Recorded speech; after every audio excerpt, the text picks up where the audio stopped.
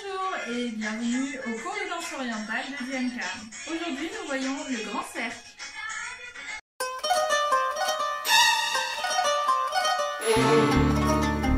Je vais me placer sur la jambe droite et je vais pousser mon bassin vers l'avant en dessinant un demi-cercle.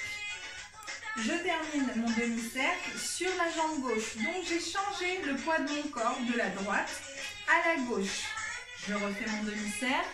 Donc je suis placée position neutre, genoux toujours déverrouillés, ventre légèrement rentré. Je pousse vers l'avant en pliant les genoux. J'arrive sur la jambe gauche en ayant dessiné mon demi-cercle. Je continue à dessiner mon cercle, mais cette fois je vais aller vers l'arrière pour terminer mon cercle. J'ai le poids du corps sur la jambe gauche. Je dessine un demi-cercle de gauche à droite en poussant le bassin. Et je reviens sur la position de départ. Donc j'ai dessiné un cercle qui part de la droite, qui va vers la gauche et qui revient à droite. Ce cercle, je le dessine au sol avec mes hanches. Donc je mets les mains sur les hanches, ce qui me permet de vérifier que mon bassin ne va pas basculer d'avant à l'arrière. Ce qu'on veut éviter, c'est de faire quelque chose qui ressemble à ça. D'accord? Nous, ce qu'on veut, c'est que le bassin reste en position neutre et on va juste placer le poids de notre corps d'avant en arrière, sur les côtés également. Vous pouvez le sentir sur les pieds que vous êtes en train de vous tenir ici, sur le côté extérieur de votre pied droit, sur le bout des orteils, sur le côté extérieur de votre pied gauche, pareil sur le pied droit, et sur les talons lorsque je vais en arrière. Essayez de vous concentrer sur votre ressenti.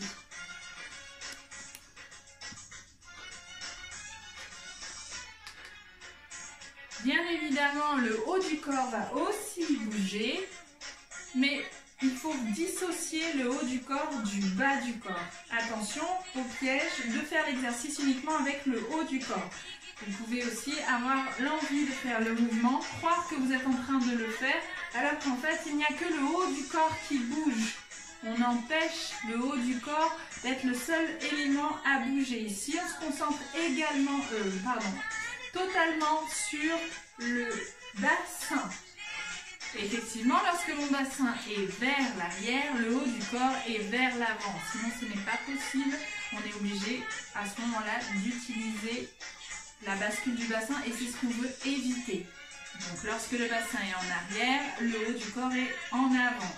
Et lorsque le bassin est en avant, lorsque je plie les genoux pour le mettre en avant et en gardant le ventre rentré, j'ai le haut du corps qui part en arrière. C'est tout à fait normal. Mais ce qui n'est pas normal, que j'ai déjà vu, c'est pour ça que j'insiste dessus, c'est uniquement le haut du corps qui bouge et le bassin, aucun mouvement. Vos mains sont là pour vérifier que votre bassin, ici, est en mouvement et ne s'incline pas. On fait la même chose sur la jambe gauche, c'est le même principe. Je me tiens sur la jambe gauche et je vais pousser pour former un cercle qui part de gauche à droite et qui revient à gauche. Encore, devant, droite, derrière, gauche. Et devant, droite, derrière, gauche. Comme on l'a déjà dit, pas de jambes totalement tendues. On essaye de rester déverrouillé. Et je change de côté, je stoppe, poids du corps sur la jambe droite. Si vous ne savez pas de quel côté partir, dites-vous que vous tenez sur une jambe et vous commencez toujours par pousser vers l'avant. Je ne commence pas à pousser sur le côté ni vers l'arrière. Je commence par pousser vers l'avant en rentrant bien le ventre et en pliant les genoux. Et je termine, poids du corps sur ma jambe de départ. Je vais commencer à droite, je termine à droite.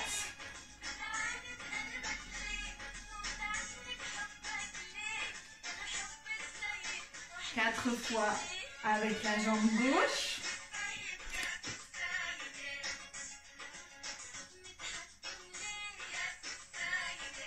3 et 4. Je termine sur la jambe gauche. C'était le grand cercle. J'espère que vous avez apprécié cette vidéo. N'hésitez pas à laisser vos likes, vos partages, vos commentaires sur la vidéo et à vous abonner à la chaîne. À bientôt pour une nouvelle vidéo.